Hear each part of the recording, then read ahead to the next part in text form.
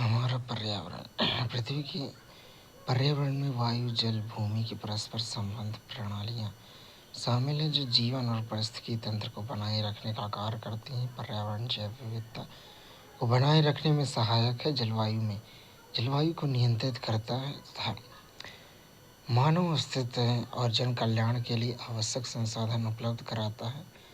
वायु, जल और भूमि पृथ्वी के पर्यावरण के आवश्यक तत्व हैं। वायु ऑक्सीजन के माध्यम से जीवन के लिए आवश्यक है। जल पारिस्थितिकी तंत्र और मानवीय आवश्यकताओं की पूर्ति करता है तथा भूमि से विविध प्रजातियों के लिए पर्यावास और संसाधन उपलब्ध कराता है। वायुमंडल का संगठन हमारी पृथ्वी के चारों ओर वायु की एक पतली परत पाई जाती है। इस परत का पृथ्वी की सतह से कई किलोमीटर ऊपर तक विस्तार है और इसे वायुमंडल कहा जाता है। जैसे जैसे हम वायुमंडल में ऊपर की ओर जाते हैं, वायु विरल होती जाती है। वायु अनेक गैसों का मिश्रण है। इसके कुछ घटक इस प्रकार सूचीबद्ध हैं। जलवाष्प वायुमंडल में मौजूद जलवाष्प की वास्तविक मात्रा को निरपेक्ष आर्द्रता कहा जाता है। यह वायु के प्रति इकाई आयतन में जलवाष्प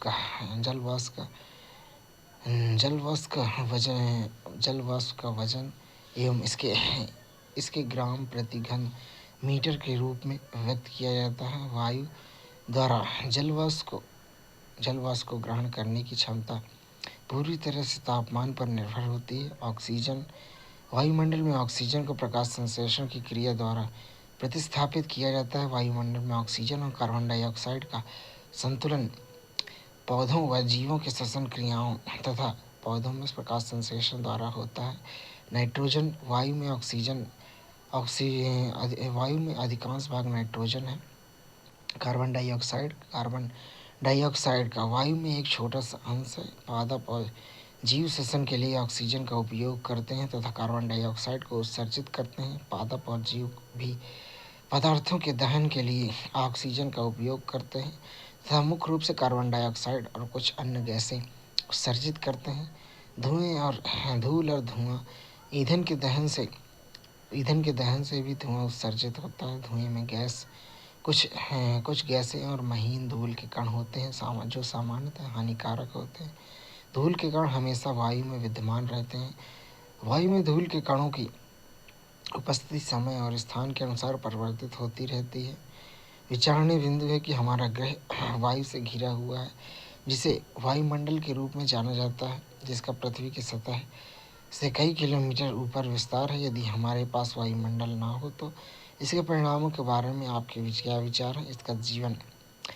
इसका जीवन के अस्तित्व पर क्या प्रभाव पड़ सकता है? क्या आप ऐसे परिस्थितियों में जीवन संभव हो सकता है? जल और मृदा में ऑक्सीजन है। जब जल को गर्म किया जाता है तो सर्वप्रथम उसमें घुलित वायु मुक्त होती है। फिर स्वयं जलवाष्प में परिवर्तित हो जाता है और उबलने लगता है। उबलते जल में जो बुलबुले बनते हैं या दिखाई देते हैं वे जलवाष्प से बने होते हैं। मृदा में रहने वाले जीवों द्वारा मृदा में बहुत सारे बिल छिद्र बनाए जाते हैं। ये बिल मृदा में वायु के प्रवेश और निकास के लिए मार्ग का निर्माण करते हैं। परितंत्र एवं उसके घटक पर्यावरण सभी जैविक जीवित प्राणियों से संबंधित और अजैविक निर्जीव से संबंधित कारकों, पदार्थों और स्थितियों का कुल योग जो जीवों के चारों ओर विद्यमान है और उन घटकों में शामिल हुए बिना उन्हें संभावित रूप से प्रभावित करते हैं। पारिस्थितिकी तंत्र यह जीवमंडल की एक संरचनात्मक और कार्यात्मक इकाई है जिनमें जीवित प्राणी और उनका भौतिक वातावरण तथा उनके बीच की अंतरक्रिया शामिल है। पारिस्थितिकी तंत्र शब्द को वर्ष 1935 में एजी टॉन्सले द्वारा प्रस्तावित किया गया था। खाद्य श्रृंखला और खाद्य जाल। खाद्य श्रृंखला एक पारिस्थितिकी तंत्र में घटनाओं के उस क्रम को संदर्भित करता है जहाँ एक जीवित जीव दूसरे जीव का भक्षण करता है। बाद में उस जीव को दूसरे बड़े जीव द्वारा ग्रहण कर लिया जाता है। उपभोक्ता जीव अपने पोषण के लिए उत्पादकों पर निर्भर रहते हैं। जीव चाहे सीधे उत्पादकों से भोजन ग्रहण करें या अप्रत्यक्ष रूप से अन्य उपभोक्ताओं का शिकार करें, उन्हें उपभोक्ता कहा जाता है। विभिन्न जैविक स्तरों पर विभिन्न जीव एक साथ मिलकर खाद्य श्रृंखला का निर्माण करते हैं। पोषण स्तर: खाद्य श्रृंखला के प्रत्येक स्तर को पोषण स्तर कहा जाता है। स्वपोषी अथवा उत्पादक प्रथम पोषी स्तर है तथा सौर ऊर्जा का स्थिरीकरण करके उसे विषम पोषी अथवा उपभोक्ताओं के लिए उपलब्ध कराते हैं। प्राथमिक और द्वितीयक उपभोक्ता: शाकाहारी या प्राथमिक उपभोक्ता द्वितीयक पोषक स्तर पर पाए जाते हैं, जबकि छोटे मांसाहारी या द्वितीयक उपभोक्ता द्वितीयक पोषक स्तर पर पाए जाते हैं। तृतीयक उपभोक्ता: बड़े मांसाहारी या तृतीयक उपभोक्ता चौथे पोषण स्तर का निर्माण करते हैं। विभिन्न पोषण स्तरों पर एक जीव से दूसरे जीव में पोषण तत्वों और ऊर्जा का प्रवाह खाद्य श्रृंखला का निर्माण करता है। परस्पर जुड़ी हुई श्रृंखलाएं: परितंत्र में कई परस्पर जुड़ी हुई खाद्य श्रृंखलाएं होती हैं। ये श्रृंखलाएं एक दूसरे पर निर्भर होती हैं। परितंत्र पर हर पहलू दूसरे घटकों पर निर्भर करता है। एक खाद्य श्रृंखला में व्यवधान आने से पारिस्थितिकी तंत्र के अंदर अन्न पर भी इसका प्रभाव पड़ता है। ऊर्जा का एक दिशीय प्रभाव: इसमें पर्यावरण घटकों के बीच होने वाली अंतरक्रियाओं के एक भाग से दूसरे भाग में ऊर्जा स्थानांतरण शामिल होता है। यह एक दिशीय ऊर्जा प्रवाह है। विचारणीय बिंदु: अगर पृथ्वी पर सभी मधुमक्खियां विलुप्त हो जाएं तो क्या होगा? क्या आप इस परिदृश्य में शामिल खाद्य श्रृंखला का निर्माण कर सकते हैं? स्थलीय पारिस्थितिकी तंत्रों में हरे पौधे अपनी पत्तियों पर पड़ने वाले सूर्य के प्रकाश की ऊर्जा का लगभग 1% ग्रहण करते हैं। इसे खाद्य श्रृंखला में खाद्य ऊर्जा में परिवर्तित करते हैं। जैसे जैसे ऊर्जा पोषक स्तरों में आगे बढ़ती है, यह प्रत्येक स्तर पर होने वाली क्षति के कारण लगातार कम होती जाती है। अधिकांश ऊर्जा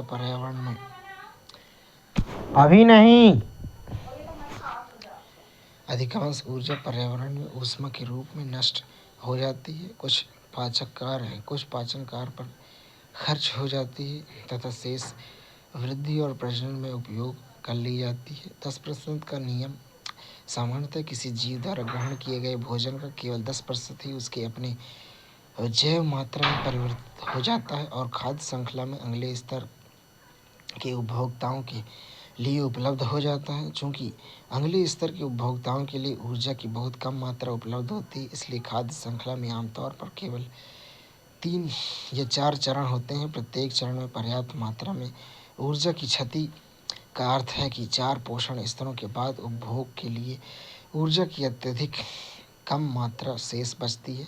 किसी पारिस्थितिकी तंत्र के निचले पोषण स्तर पर सामान्यतः अधिक जीव होते हैं तथा सर्वाधिक संख्या या आबादी उत्पादकों की होती है। खाद्य जाल लंबाई और जटिलता के मामले में महत्वपूर्ण भिन्नता को दर्शाते हैं। एक रेखीय खाद्य श्रृंखला के स्थान पर खाद्य जाल में प्रत्येक जीव का सामान्यतः कई अन्य प्रजातियों द्वारा भक्षण किया जाता है, जो कई अन्य जीवों का शिकार बन जाते हैं। हम इस जटिल संबंध को अक्सर सीधे रेखा वाली खाद्य श्रृंखला के बजाय शाखाओं के एक जाल के रूप में दर्शाया जाता है। वन हमारी जीवन रेखा: वन प्रकृति में हरित फेफड़े, ग्रीन लंग्स और जल शोधन प्रणाली के रूप में कार्य करते हैं। वनों में कई प्रकार के वृक्ष, झाड़ियाँ, जड़ी बूटियाँ और घास पाई जाती है। वन की भूमि और वृक्ष विभिन्न प्रकार की लताएं और बेलों से आच्छादित होते हैं। विचारणीय बिंदु है: क्या आप जानते हैं कि न्यूनतम वन क्षेत्र कितना होना चाहिए? कौन सा नियम इसे निर्धारित करता है और न्यूनतम वृक्ष क्षेत्र क्यों महत्वपूर्ण है? वनों में वृक्ष सबसे ऊपरी परत का निर्माण करते हैं। उसके बाद झाड़ियाँ आती हैं। जड़ी बूटियाँ वनस्पति की सबसे निचली परत का निर्माण करती हैं। तने के ऊपर वृक्ष का शाखा युक्त भाग वृक्ष का शीर्ष या क्राउन कहलाता है। कैनोपी ऊंचे ऊंचे वृक्षों की शाखाएं शाखाएं वन के अन्य पौधों पर छत की तरह दिखती हैं, जिन्हें कैनोपी कहा जाता है। वनोपज गोंद, शहद, मोम, तेल, मसाले, पशुओं के लिए चारा और औषधि पौधे भी वनों से प्राप्त होने वाले कुछ उत्पाद हैं। वनों का पोषण चक्र वन में पौधे मृदा अपघटकों के बीच अंतर संबंध होता है। ह्यूमस मृदा में पाए जाने वाला काले रंग का कार्बनिक पदार्थ है, जिसका निर्माण पौधे और जंतुओं के पदार्थों के अपघटन से होता है। यह पोषक तत्वों से भरपूर होता है, मृदा में नमी बनाए रखता है। ह्यूमस पौधों की वृद्धि और मृदा के स्वास्थ्य के लिए आवश्यक है। ये सूक्ष्म जीव जो मृत पौधों और जंतुओं को ह्यूमस में परिवर्तित करते हैं अपघटक कहलाते हैं। ह्यूमस की उपस्थिति यह सुनिश्चित करती है कि मृत पौधों और जंतुओं के पोषक तत्व मृदा में पाए जाएं। वहाँ से इन पोषक तत्वों को पुनः जीवित पौधों की जड़ों द्वारा अवशोषित कर लिया जाता है। विचारणीय बिंदु है कि ISFR 2021 के अनुसार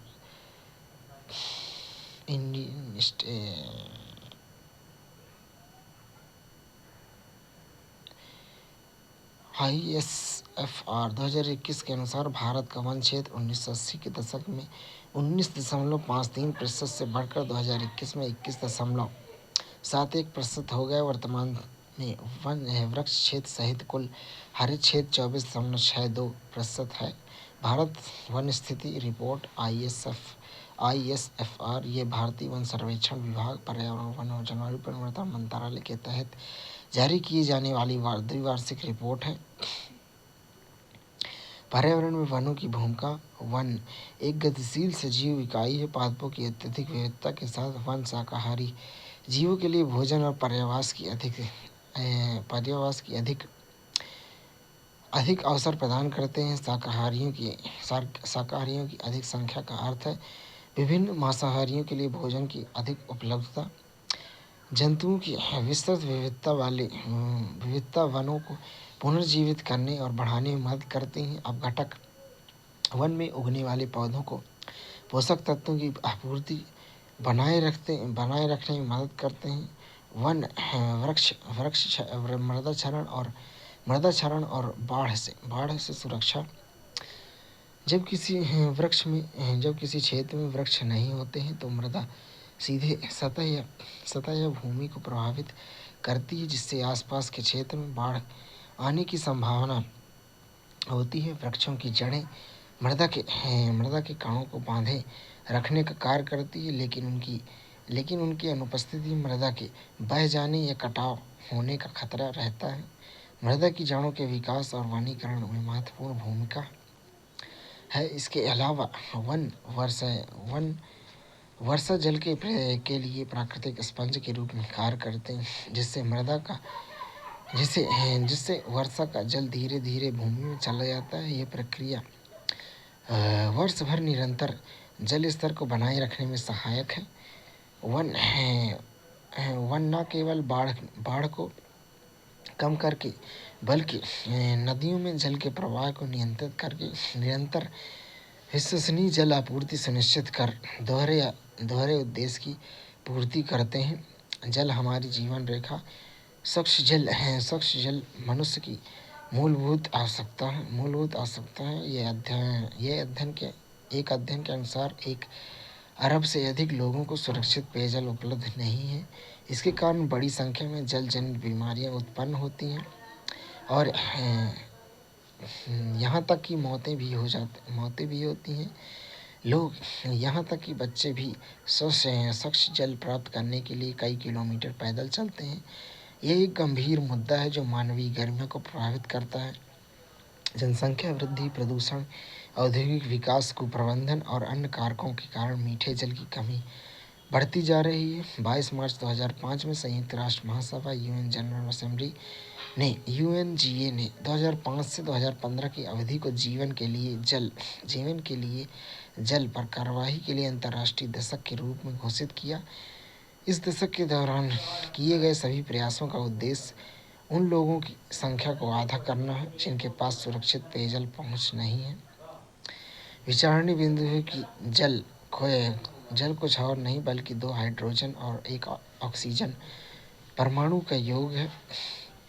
जल की व्यापक कमी के चलते हम प्रयोगशालाओं में रासायनिक रूप से जल का निर्माण क्यों नहीं कर सकते हैं? क्या आप इस प्रकार के प्रयोग से संबंधित समस्याओं के बारे में सोच सकते हैं? अपशिष्ट जल वह गंदा जल है जिसमें झाग अधिक होता है। अपशिष्ट जल वह गंदा जल है जिसमें झाग अधिक होता है, तेल मिला होता है और इसका रंग काला या भूरा होता है।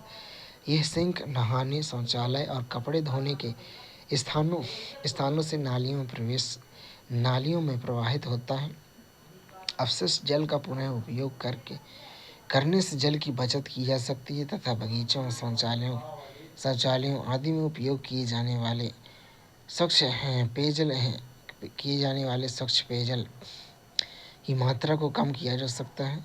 सीवेज प्रबंधन यह अपशिष्ट जल उपचार की प्रक्रिया है। अपशिष्ट जल की सफाई से जल निकायों में प्रवेश करने या पुनः उपयोग किए जाने से पहले प्रदूषकों को हटाना शामिल है। सीवेज घरों, उद्योगों, अस्पतालों, कार्यालयों और अन्य उपयोगकर्ताओं द्वारा छोड़ा गया अपशिष्ट जल है। इसमें तूफान या भारी वर्षा के दौरान सड़क पर बहकर आया वर्षा जल भी शामिल है।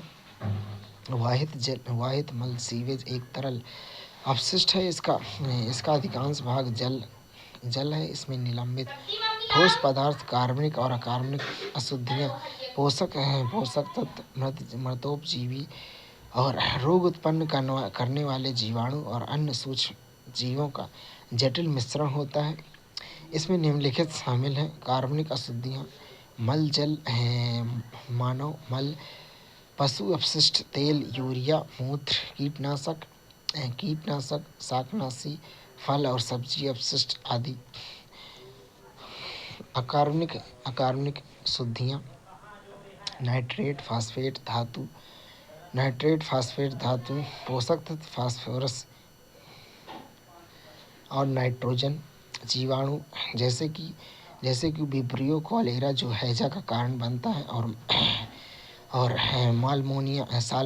साल्मोनेला पैराटाइफी जो टाइफाइड का कारण बनता है। अन्य सूक्ष्म जीव जैसे कि प्रोटोजोआ जो पेचिस का कारण बनते हैं। अपशिष्ट जल प्रबंधन। अपशिष्ट जल के उपचार में भौतिक, रासायनिक, जैविक प्रक्रियाएं शामिल होती हैं जो जल को दूषित करने वाले भौतिक, रासायनिक और जैविक पदार्थों को साफ करती हैं। अपशिष्ट जल को बार स्क्रीन की प्रक्रिया से गुजारा जाता है। ऐसा करने से वस्तुओं या कपड़े के टुकड़े, डंडे, डिब्बे, प्लास्टिक के पैकेट और नमकीन जैसी बड़ी वस्तुएं नैपकिन जैसी बड़ी वस्तुएं अलग हो जाती हैं। फिर जल को रेत और कंकड़ हटाने वाले टैंक में प्रवाहित किया जाता है। अपशिष्ट जल की गति कम कर दी जाती है ताकि रेत, कंकड़, मृदा नीचे बैठ जाए। इसके बाद जल को एक बड़े टैंक में एकत्र किया जाता है। जिसका ढलान मध्य होता है। मल जैसे ठोस पदार्थ नीचे बैठ जाते हैं और उन्हें खुरचने से निकाला जाता है। इसे ही कीचड़ कहते हैं। स्कीमर तेल और ग्रीस जैसे तैरने वाले ठोस पदार्थों को हटाता है। साफ किए गए जल को स्वच्छीकृत जल कहा जाता है। वायवीय जीवाणु या एनारोबिक बैक्टीरिया की वृद्धि के लिए वायु को स्वच्छीकृत जल में प्रविष्ट किया जाता है। स्वच्छीकृत जल में बचे मानव अपशिष्ट, खाद्य अपशिष्ट, साबुन या अन्य अवांछित पदार्थों का बैक्टीरिया द्वारा भक्षण कर लिया जाता है। कई घंटों बाद निलंबित सूक्ष्म जीव सक्रिय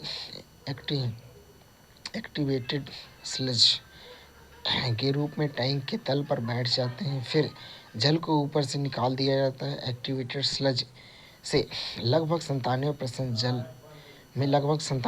जल होता है। जल को सैंड ड्राइंग बेड्स या मशीनों द्वारा हटा दिया जाता है। सूखी गाद का उपयोग खाद के रूप में किया जाता है, जिससे मृदा में पुनः कार्बनिक पदार्थ और पोषक तत्व मिल जाते हैं।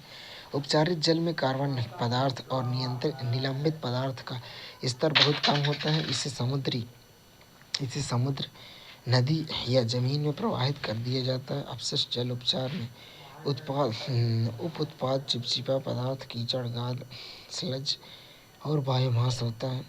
अपशिष्ट जल का वर्गीकरण। जैव निम्नीकरणीय अपशिष्ट का अर्थ है किसी पदार्थ को जीवाणु और कवक जैसे सूक्ष्म जीवों द्वारा सरल जैव विषाक्त पदार्थों में विखंडित किया जा सकता है। इस प्रक्रिया को जैव निम्नीकरण कहा जाता है। सामान्यतः जैव निम्नीकरण अपशिष्ट रसोई से निकलने वाले अपशिष्ट, फल सब्जी के छिलके, बचा हुआ भोजन और पशु अपशिष्ट, फसल अवशेष तथा बाजार अपशिष्ट से मिलकर बनता है। गैर जैव निम्नीकरण अपशिष्ट पदार्थ के वे होते हैं जिन्हें गैर जैव निम्नीकरणीय अपशिष्ट पदार्थ वे होते हैं जिन्हें सूक्ष्म जीवों द्वारा सरल और जैव विषैले पदार्थों में विखंडित नहीं किया जा सकता है। ये पदार्थ निष्क्रिय हो सकते हैं और पर्यावरण में लंबे समय तक बने रह सकते हैं या पारिस्थितिकी तंत्र के विभिन्न समूहों की क्षति पहुंचा सकते हैं। उदाहरणों में प्लास्टिक, कांच और धातु शामिल है। स्वच्छता और रोग। स्वच्छता की कमी और दूषित पेयजल अनेक बीमारियों के कारण है। WHO यूनिसेफ के आंकड़ों के अनुसार भारत की ग्रामीण आबादी का कम से कम छठा हिस्सा अभी भी खुले में शौच करता है। 1/4 के पास बुनियादी स्वच्छता तक पहुंच प्राप्त नहीं है। खुले में शौच एक महत्वपूर्ण मुद्दा है क्योंकि अनुपचारित मानव मल स्वास्थ्य के लिए खतरा है। इससे जल और मृदा प्रदूषण हो सकता है। सतही जल और भूजल दोनों प्रदूषित हो जाते हैं। यह जल जनित बीमारियों का सर्वाधिक सामान्य कारण बन गया है। इसमें हैजा, टाइफाइड, पोलियो, मेनिंजाइटिस, हेपेटाइटिस और पेचिस शामिल है। सीवेज निपटान के लिए वैकल्पिक व्यवस्था। अपशिष्ट उत्पादन मानव गतिविधियों का एक स्वाभाविक हिस्सा है, लेकिन हम उत्पादित अपशिष्ट के प्रकार और मात्रा को सीमित कर सकते हैं। स्वच्छता में सुधार के लिए कम लागत वाली ऑन-साइट सीवेज निपटान प्रणाली, ऑन-साइट सीवेज डिस्पोजल सिस्टम जैसे सेप्टिक टैंक, रासायनिक शौचालय, कंपोस्ट पिट का उपयोग किया जाता है। सेप्टिक टैंक उन जगहों के लिए किया गया है जहां सीवेज प्रणाली नहीं है। कुछ संगठन अपशिष्ट स्थल पर ही मानव अपशिष्ट निपटान की स्वच्छ तकनीकी प्रदान करते हैं। इन शौचालयों में मलमूत्र को साफ करने की आवश्यकता नहीं होती है। शौचालय से निकलने वाला मलमूत्र ढकी हुई नालियों के माध्यम से बायोगैस संयंत्र में प्रवाहित होता है। उत्पादित बायोगैस का उपयोग ऊर्जा स्रोत के रूप में किया जाता है। स्वच्छ भारत मिशन या खुले में शौच करने की प्रथा को समाप्त करने और ठोस अपशिष्ट प्रबंधन में सुधार के लिए वर्ष 2014 में भारत सरकार द्वारा शुरू किया गया एक देशव्यापी अभियान है। यह वर्ष 2009 में शुरू किए गए निर्मल भारत अभियान का पुनर्गठन संस्करण है। स्वच्छ भारत मिशन का प्रथम चरण अक्टूबर 2019 तक चला। द्वितीय चरण को वर्ष 2020-21 और वर्ष 2024-25 के बीच लागू किया जा रहा है। इस मिशन का उद्देश्य भारत को खुले में शौच मुक्त बनाना तथा स्वच्छता व्यवहार को बढ़ावा देना है। सार्वजनिक स्थानों पर प्रतिदिन हजारों लोग आते हैं तथा वहाँ बड़ी मात्रा में अपशिष्ट उत्पन्न होता है। इन स्थानों पर साफ सफाई और स्वच्छता को बनाए रखने की आवश्यकता है। शौचालयों में पर्याप्त संख्या में हाथ धोने की सुविधा और साबुन होना चाहिए। व्यवहार परिवर्तन की भूमिका अपने पर्यावरण को स्वच्छ और स्वस्थ रखने में हम सभी की भूमिका है। अच्छी स्वच्छता प्रथाओं को अपनाना हमारी जीवन शैली को में होना चाहिए। परिवर्तन के एक एजेंट के रूप में आपकी आपकी व्यक्तिगत पहल आपकी व्यक्तिगत पहल बहुत बड़ा परिवर्तन ला सकती है। अपनी ऊर्जा, विचारों सकारात्मक दृष्टिकोण से दूसरों को प्रभावित करें। अगर लोग एक साथ मिलकर काम करें तो बहुत कुछ किया जा सकता है। सामूहिक कार्यवाही में बहुत शक्ति होती है। कूड़ेदान की संख्या पर्याप्त होनी चाहिए। सार्वजनिक स्थानों पर पोस्टर, होर्डिंग्स और अन्य प्रकार के विज्ञापनों में स्वास्थ्य और स्वच्छता को आकर्षक और सरल तरीके से बढ़ावा दिया जाना चाहिए। ओजोन परत का ह्रास। ओजोन O3 अणु ऑक्सीजन के 3 परमाणुओं से बनते हैं। जहां ऑक्सीजन सभी प्रकार के वायवीय जीवों के लिए आवश्यक है, वहीं ओजोन एक घातक विष है। परंतु वायुमंडल के ऊपरी स्तर में ओजोन एक आवश्यक प्रकार संपादित करती है। यह सूर्य से आने वाली पराबैंगनी विकिरण से पृथ्वी को सुरक्षा प्रदान करती है। यह पराबैंगनी विकिरण जीवों के लिए अत्यंत हानिकारक है। उदाहरणतः यह पराबैंगनी विकिरण मानव में त्वचा का कैंसर उत्पन्न करती है। 1980 के दशक में वायुमंडल में ओजोन की मात्रा में तेजी से गिरावट हुई थी।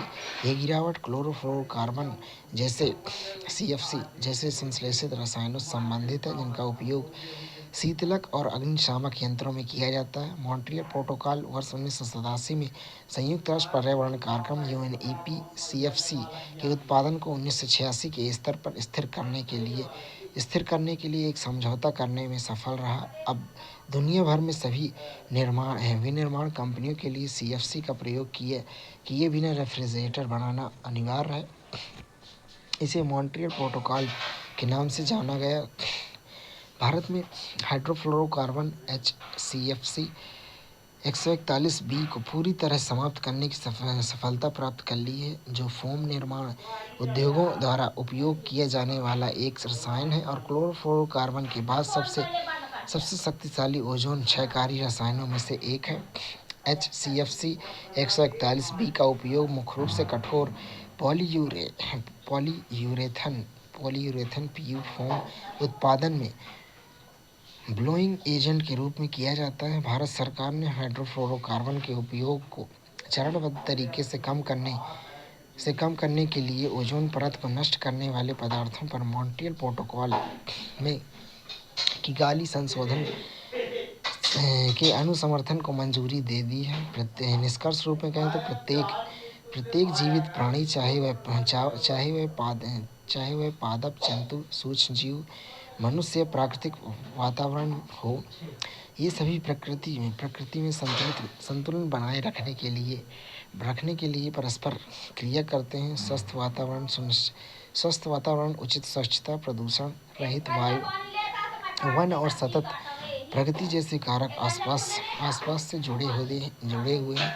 सतत विकास प्राप्त करने के लिए पर्यावरण और उसके संसाधनों की सुरक्षा करना अनिवार्य है। पर्यावरण की सुरक्षा और जीवन की मूलभूत आवश्यकताओं तक सार्वभौमिक पहुंच सुनिश्चित करने में सतत विकास महत्वपूर्ण भूमिका निभाता है। महत्वपूर्ण शब्दावली में मृतोपजीवी कोई भी जीव जो अन्य मृत, सड़े हुए या नष्ट हो चुके कार्बनिक पदार्थों पर निर्भर करता है या उसका उपभोग करता है। अवायवीय जीवाणु। अवायवीय शब्द का अर्थ है बिना ऑक्सीजन के। अवायवीय जीवाणु ऐसे जीवाणु होते हैं जो ऑक्सीजन की अनुपस्थिति में जीवित रह सकते हैं और वृद्धि कर सकते हैं। वायवीय जीवाणु ये वे जीवाणु हैं जो ऑक्सीजन की उपस्थिति में वृद्धि कर सकते हैं। वर्मी कंपोस्टिंग, केंचुए का उपयोग करके जैव निम्नीकरण अपशिष्ट को खाद्य में परिवर्तन करने की प्रक्रिया। जैव आवर्धन यह एक ऐसी घटना है जिससे ऐसे रसायन जो निम्नीकरणीय नहीं होते हैं खाद्य श्रृंखला में प्रत्येक पोषक स्तर पर क्रमिक रूप से संचित होते जाते हैं। चूंकि मनुष्य किसी भी खाद्य श्रृंखला में शीर्ष स्तर पर होता है, इसलिए इन रसायनों की अधिकतम सांद्रता हमारे शरीर में या संबंधित खाद्य श्रृंखला में शीर्ष स्तर पर उपस्थित उपभोक्ताओं में एकत्रित हो जाती है। जैव संचरण यह किसी जीव में रसायन के संचलन की प्रक्रिया है जो तब होती है जब ग्रहण करने की दर उत्सर्जन दर से अधिक होती है। स्वच्छता इसका अर्थ शौचालयों से कहीं अधिक है। व्यवहार सुविधाएं और सेवाएं मिलकर स्वच्छ वातावरण का निर्माण करती हैं जो रोगों से लड़ने और स्वस्थ रहने के लिए आवश्यक है। मॉन्ट्रियल प्रोटोकॉल में किगाली संशोधन इसे 2016 में अपनाया गया था। इसका उद्देश्य हाइड्रोफ्लोरोकार्बन HFC को चरणबद्ध तरीके से कम करना और जो शक्तिशाली ग्रीन हाउस गैसें हैं तथा वैश्विक तापमान ग्लोबल वार्मिंग के लिए उत्तरदायी हैं। जैव प्रौद्योगिकी तथा उसके अनुप्रयोग। जैव प्रौद्योगिकी जीवित जीवों से प्राप्त एंजाइमों का उपयोग करके मानव के लिए उपयोगी उत्पादों और प्रक्रियाओं का उत्पादन करने की तकनीकों से संबंधित है। उदाहरण के लिए दही, ब्रेड, वाइन बनाने से लेकर वर्तमान सीमित अर्थों में आनुवंशिक रूप से संशोधित जीव GMOs और पात्री निषेचन इन विट्रो फर्टिलाइजेशन IVF सभी जैव प्रौद्योगिकी का हिस्सा हैं। यूरोपीय जैव प्रौद्योगिकी संघ EFB के अनुसार जैव प्रौद्योगिकी तथा सेवाओं के लिए प्राकृतिक विज्ञान और जीवों कोशिकाओं उनके भागों और आणविक अनुरूपों का एकीकरण है। जैव प्रौद्योगिकी और उनके विभिन्न पहलू। जैव प्रौद्योगिकी अध्ययन की एक शाखा है जो जीव विज्ञान और प्रौद्योगिकी को एकीकृत कर ऐसे उत्पादों तथा प्रणालियों को विकसित करती है जो हमारे जीवन को बेहतर बना सके और समग्र रूप से हमारे ग्रह के लिए लाभदायक हो। जैव प्रौद्योगिकी का सर्वाधिक महत्वपूर्ण योगदान आनुवंशिक इंजीनियरिंग के माध्यम से चिकित्सीय प्रोटीन और अन्य दवाओं का उत्पादन करना है। जैव प्रौद्योगिकी के सिद्धांत। दो प्रकार की तकनीकें जिनके कारण आधुनिक जैव प्रौद्योगिकी की उत्पत्ति हुई है। आनुवंशिक अभियांत्रिकी। इन तकनीकों का उपयोग आनुवंशिक सामग्री DNA RNA की रासायनिक संरचना को परिवर्तित करने परपोषी जीव होस्ट ऑर्गेनिज्म में प्रविष्ट कराकर जीव के समल क्षणी या कीट फिनोटाइप में परिवर्तित करने के लिए किया जाता है। जैव प्रक्रम आनुवंशिक इंजीनियरिंग। इस तकनीक का उपयोग रासायनिक इंजीनियरिंग प्रक्रियाओं में रोगाणु रहित सूक्ष्म संदूषक मुक्त वातावरण निर्मित करने के लिए किया जाता है ताकि प्रतिजैविकों एंटीबायोटिक्स, टीके, एंजाइम आदि जैसे जैव प्रौद्योगिकी उत्पादों के निर्माण के लिए बड़ी मात्रा में केवल वांछित सूक्ष्म जीव यूकैरियोटिक कोशिकाओं की वृद्धि हो सके। अलैंगिक प्रजनन की तुलना में लैंगिक प्रजनन के लाभ। लैंगिक प्रजनन आनुवंशिक संरचना के विशेष संयोजनों के निर्माण और विविधता के अवसर प्रदान करते हैं जिसमें कुछ जीव के साथ साथ आबादी के लिए भी लाभदायक हो सकते हैं।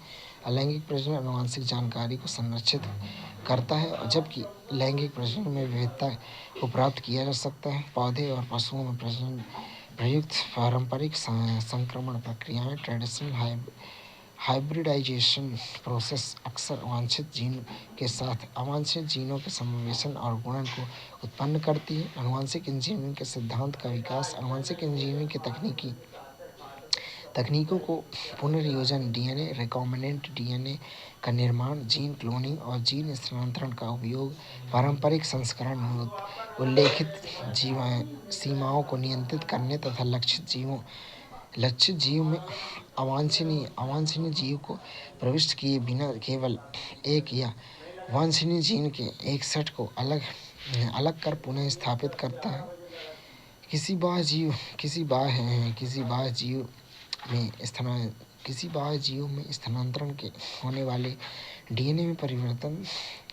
जब DNA के एक खंड या टुकड़े को किसी बाह्य जीव में स्थानांतरित कर दिया जाता है तो DNA का एक टुकड़ा या भाग उस जीन की संतति कोशिकाओं में स्वयं को गुणित करने में सक्षम नहीं होगा, लेकिन जब यह प्राप्तकर्ता के जीनोम में एकीकृत हो जाता है तो यह होस्ट डीएनए के साथ गुणित हो सकता है और वंशानुक्रम में मिश्रित हो सकता है। ऐसा इसलिए क्योंकि डीएनए का एक भाग टुकड़ा ये गुणसूत्र में शामिल हो सकता है और जिसमें प्रतिकृति बनाने की क्षमता है। गुणसूत्र में एक डीएनए का एक विशिष्ट अनुक्रम होता है जिससे प्रतिकृति का उद्गम कहा जाता है, जो प्रतिकृति आरंभ करने के लिए जिम्मेदार होती है। इसलिए किसी जीव में डीएनए के किसी भी बाह्य टुकड़े के गुणन के लिए उसे गुणसूत्र में संलग्न होना चाहिए। इसमें एक विशिष्ट अनुक्रम हो जिससे प्रतिकृति का मूल ओरिजिन ऑफ रेप्लिकेशन के रूप में जाना जाता है। इस प्रकार एक बाह्य डीएनए को प्रतिकृतियन के उद्गम के साथ जोड़ा जाता है ताकि डीएनए का यह बाह्य टुकड़ा परपोषी जीव में प्रतिकृति बना सके और स्वयं गुणित हो सके। इसे क्लोनिंग या किसी टेम्पलेट डीएनए के साथ की एकाधिक समान प्रतियों का निर्माण करना भी कहा जा सकता है। डीएनए डीऑक्सीराइबोन्यूक्लिक एसिड यह एक अणु है जो सभी ज्ञात जीवित जीवों की वृद्धि, विकास, कार्यप्रणाली और प्रजनन के लिए आनुवंशिक निर्देशों को वहन करता है। यह एक लंबी द्विकुंडलित हेलिकल संरचना डबल स्टैंडर्ड हेलिकल स्ट्रक्चर है जो दोहरी न्यूक्लियोटाइड नामक इकाइयों से बनी होती है। जीनोम किसी जीव की संपूर्ण आनुवंशिक जानकारी को दर्शाता है जो उनके डीएनए में कूटबद्ध होती है तथा उनके गुणसूत्र में व्यवस्थित होती है। जीनोम में जीन और डीएनए के नॉन कोडिंग सीक्वेंस या अनुक्रम दोनों शामिल होते हैं। गुणसूत्र एक धागे जैसी संरचना जो पादपों, पशुओं और मानव कोशिकाओं के केंद्र में स्थित होती है। प्रत्येक गुणसूत्र डीएनए और हिस्टोन प्रोटीन के एक गुण से मिलकर बना होता है। प्रथम पुनर्योजन डीएनए यह प्रतिजैविक प्रतिरोध को कूटलेखित करने वाले जीन को साल्मोनेला टाइफूरियम के नाम के मूल प्लाज्मिड स्वायत्त रूप में प्रतिकृति बनाने वाला वृत्ताकार अतिरिक्त गुणसूत्री डीएनए से जोड़ने की संभावना से उभरा है। वर्ष 1972 में स्टेनली कोहेन और हर्बर्ट बोयर ने प्लाज्मिड में डीएनए का एक टुकड़ा लिया जिसे प्रतिजैविक प्रतिरोध जीन को अलग करके प्राप्त किया गया जो प्रतिजैविक प्रतिरोध प्रदान करने के लिए उत्तरदायी था। तथाकथित आणविक कैंची प्रबंधन एंजाइम की खोज के साथ डीएनए को विशिष्ट स्थान पर काटना संभव हो पाया और डीएनए के कटे हुए टुकड़े को प्लाज्मिड डीएनए से जोड़ा गया। ये प्लाज्मिड डीएनए इससे जुड़े डीएनए के टुकड़े को स्थानांतरित करने के लिए संवाहक वेक्टर के रूप में कार्य करते हैं। एंजाइम डीएनए लाइगेज के साथ जो कटे हुए डीएनए अणुओं का कार्य करते हैं और उनके सिरों को जोड़ते हैं के द्वारा प्रतिजैविक प्रतिरोध जीन को प्लाज्मिड संवाहक के साथ जोड़ना संभव हुआ। इसे इन विट्रो निर्मित वृत्ताकार स्वायत्त प्रतिकृतियन डीएनए का एक नया संयोजन निर्मित होता है जिसे पुनर्योजन डीएनए रिकॉम्बिनेंट डीएनए के रूप में जाना जाता है। जब एक डीएनए को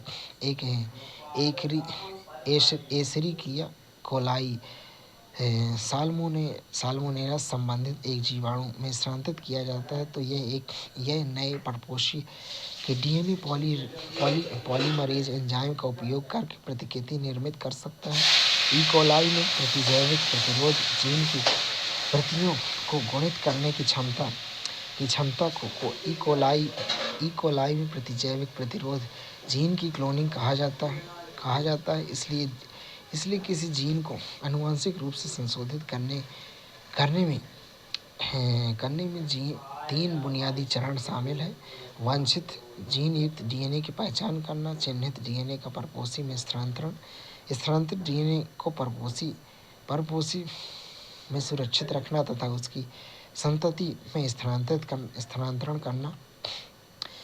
क्या आप जानते हैं? पहला प्रबंधन एंडोन्यूक्लियस हिंड सेकंड, जिसका कार्य एक विशिष्ट डीएनए न्यूक्लियोटाइड अनुक्रम पर निर्भर था, वर्ष 1968 में पृथक किया गया और इसका लक्षण निर्धारण किया गया। यह पाया गया कि हिंड 2 हमेशा हमेशा छह क्षारीय युग्मों के विशिष्ट अनुक्रम को पहचान कर डीएनए के अणुओं को एक विशेष बिंदु पर काटता है। हिंड दो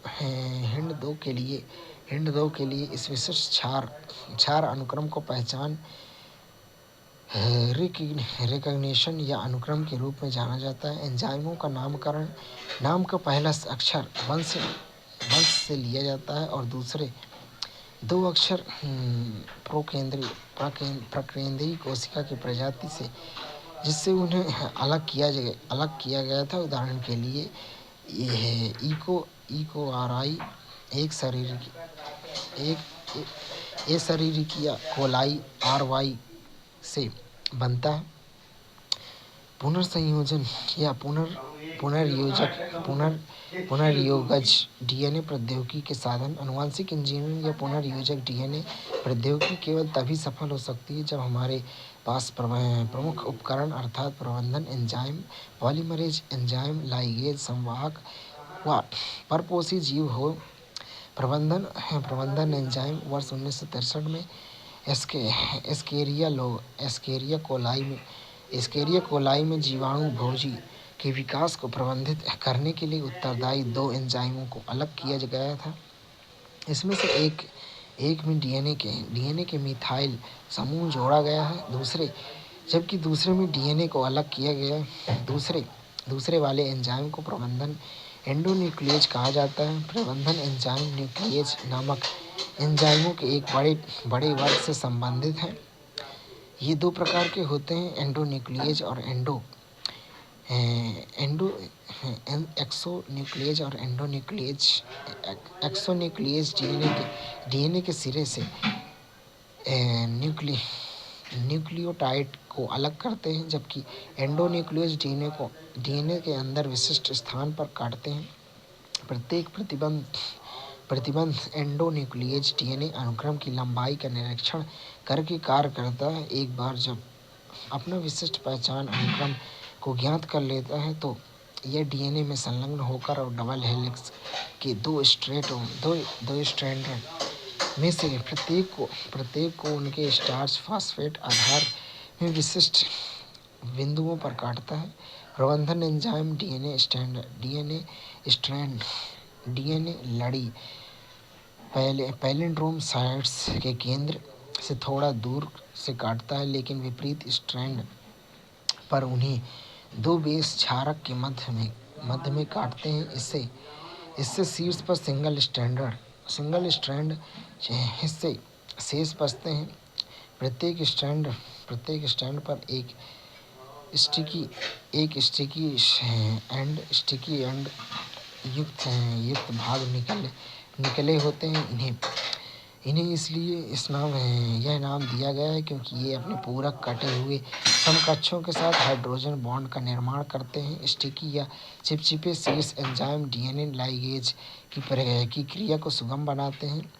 प्रतिबंधन एंडोन्यूक्लियेज का उपयोग आनुवंशिक इंजीनियरिंग में डीएनए के पुनर्योगज अणुओं को बनाने के लिए किया जाता है, जो विभिन्न स्रोतों से प्राप्त डीएनए से बने होते हैं। जब इसे प्रतिबंधन एंजाइम द्वारा काटा जाता है तो परिणामी डीएनए के टुकड़े में एक ही प्रकार के चिपचिपे सिरे शामिल होते हैं। इन्हें डीएनए लाइगेज का उपयोग करके एक साथ सिरे से सिरे तक जोड़ा जा सकता है। डीएनए खंडों का पृथक्करण और विलयन। प्रतिबंध एंडोन्यूक्लियस द्वारा डीएनए को काटने से डीएनए के टुकड़े निर्मित होते हैं। इन टुकड़ों को जेल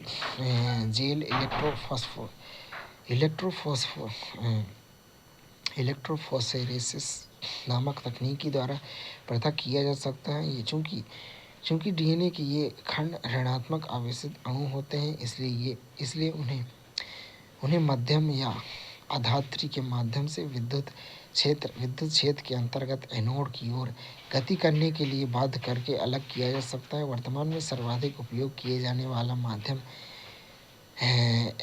एगारोज है, जो समुद्री घास सीवीड से प्राप्त किया गया एक प्राकृतिक बहुलक है। एगारोज जेल द्वारा प्रदान की गई सेविंग इफेक्ट के माध्यम से डीएनए के खंड अपने आकार के अनुसार अलग हो जाते हैं, इसलिए टुकड़े का आकार जितना छोटा होगा वह उतनी ही दूर तक जाएगा।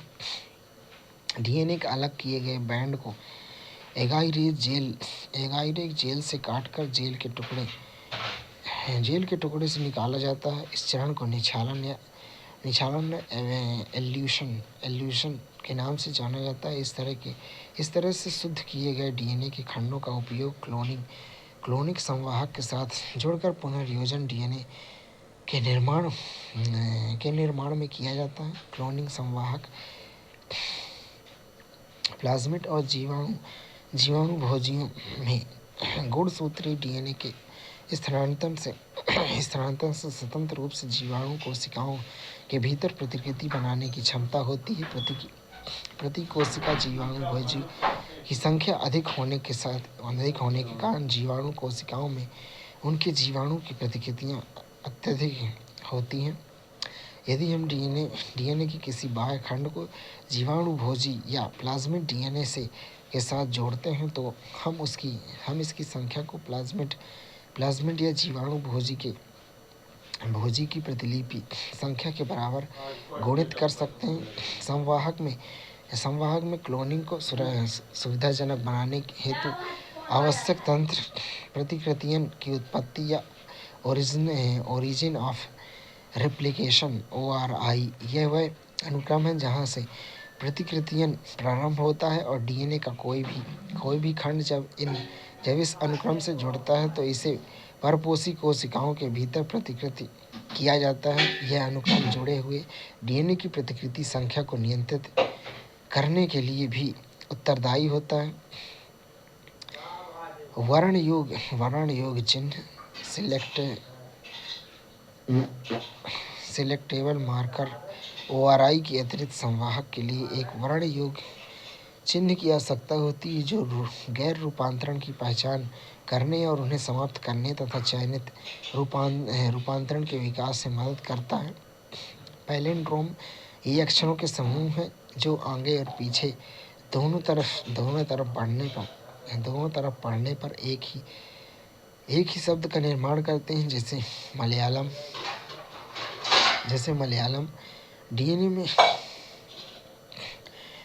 में पैलिंड्रोम क्षारक युग्मों का एक अनुक्रम है जो पढ़ने की समान दिशा में दोनों स्ट्रैंड का एक जैसा पढ़ा जाता है। क्लोनिंग स्थल प्लाज्मिड में चिह्नित किए गए स्थानों को क्लोनिंग स्थल के रूप में जाना जाता है। बाह्य डीएनए को जोड़ने के लिए संवाहक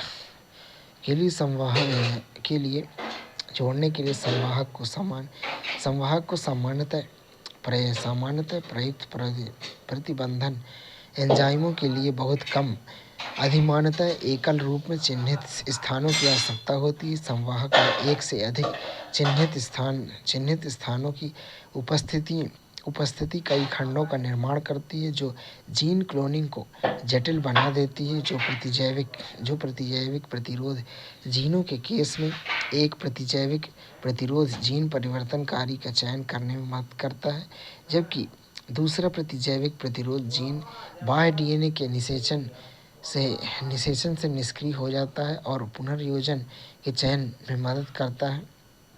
प्रतिजैविकों के निष्क्रिय होने के कारण हार्मोन पुनर्योजन का चयन एक बोझिल प्रक्रिया है, क्योंकि इसके लिए अलग-अलग प्रतिजैविकों वाली दो प्लेटों पर एक साथ प्लेटिंग की आवश्यकता होती है।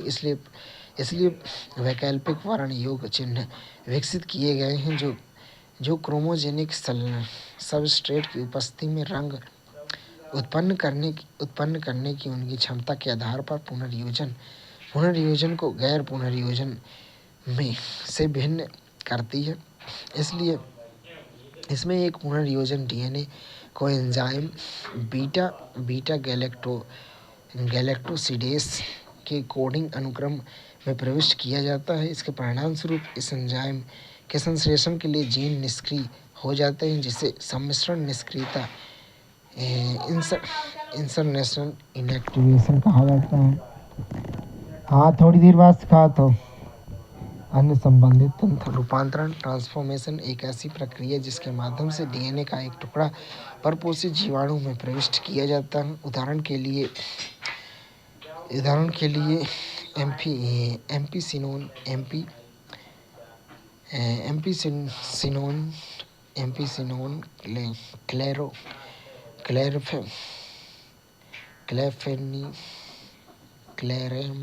क्लेरमफेनिकॉल टेट्रासाइक्लिन या कैलामाइसिन आदि को ई कोलाई के लिए उपयोग चयन योग्य मार्कर माना जाता है। सामान्य ई कोलाई कोशिकाओं इसमें से किसी भी प्रतिजैविक के प्रति प्रतिरोधक नहीं होती हैं। पादपों और जंतुओं के जीन क्लोनिंग के संवाहक एग्रोबैक्टीरियम ट्यूमेफेसियस कई द्विबीजपत्री पौधों का एक रोगाणु है जो टीडीएनए के रूप में जाना जाने वाला डीएनए का एक खंड प्रविष्ट कराकर सामान्य पौधों की कोशिकाओं को ट्यूमर में परिवर्तित करने में सक्षम है। तब इन ट्यूमर कोशिकाओं को रोगाणु के लिए आवश्यक रसायनों का उत्पादन करने के लिए निर्देशित करता है। इसी प्रकार जंतुओं में रेट्रोवायरस में सामान्य कोशिकाओं को कैंसर कोशिकाओं में परिवर्तित करने की क्षमता होती है। रेट्रोवायरस को भी निष्क्रिय कर दिया गया है और अब उनका उपयोग जंतुओं कोशिकाओं से वांछित जीन पहुंचने के लिए किया जाता है। इसलिए एक बार जब कोई जीन या डीएनए का खंड किसी उपयुक्त संवाहक में मुड़ जाता है तो उसे जीवाणु, पादप और जंतु के परपोषी में स्थानांतरित कर दिया जाता है, यहाँ तक कि गुणित करता है। सक्षम परपोषी पुनर्योजन डीएनए के साथ रूपांतरण के लिए डीएनए एक जलरोधी हाइड्रोफिलिक अणु है और कोशिका झिल्ली से होकर नहीं गुजर सकता है। जीवाणु को प्लाज्मिड सुग्राही करने के लिए बाध्य करने हेतु जीवाणु कोशिकाओं को पहले डीएनए सुग्राही करने के लिए सक्षम बनाया जाना चाहिए। परपोषी कोशिकाओं के बाह्य डीएनए को प्रवेश कराने की क्रियाविधि कैल्शियम जैसे द्विसंयोजी घरायन की एक विशिष्ट सांद्रता के साथ उनका उपचार करने से उस दक्षता में वृद्धि होती है, जिसके बाद डीएनए जीवाणुओं की कोशिकाओं भित्ति में छिद्रों के माध्यम से प्रवेश करता है। पुनर्योजन डीएनए को ऐसी कोशिकाओं में बलपूर्वक प्रवेश कराया जाता है। इसके लिए पुनर्योजन डीएनए वाली कोशिकाओं को बर्फ पर रखा जाता है, फिर उन्हें कुछ समय के लिए 42 डिग्री सेल्सियस ताप प्रघात पर रखा जाता है तथा पुनः बर्फ में रखा जाता है। इससे जीवाणु पुनर्योजी डीएनए के प्रति सुग्राही होते हैं। सूक्ष्म अंतःक्षेपण माइक्रो इंजेक्शन में पुनर्योजन डीएनए के सीधे एक जंतु कोशिका के केंद्रक में प्रविष्ट किया जाता है। पादपों के लिए उपयुक्त एक अन्य विधि में कोशिकाओं पर डीएनए से लेपित सोने या टंगस्टन के उच्च बेल वाले सूक्ष्म कणों की बमबारी की जाती है, जिसे बायोलिस्टिक्स या जीन गन के नाम से जाना जाता है। अंतिम विधि में गैर हानिकारक रोगजनक संवाहक का उपयोग किया जाता है। जब इसके द्वारा कोशिकाओं को संक्रमित किया जाता है तो पुनर्योजन डीएनए को परपोषी में स्थानांतरित कर दिया जाता है।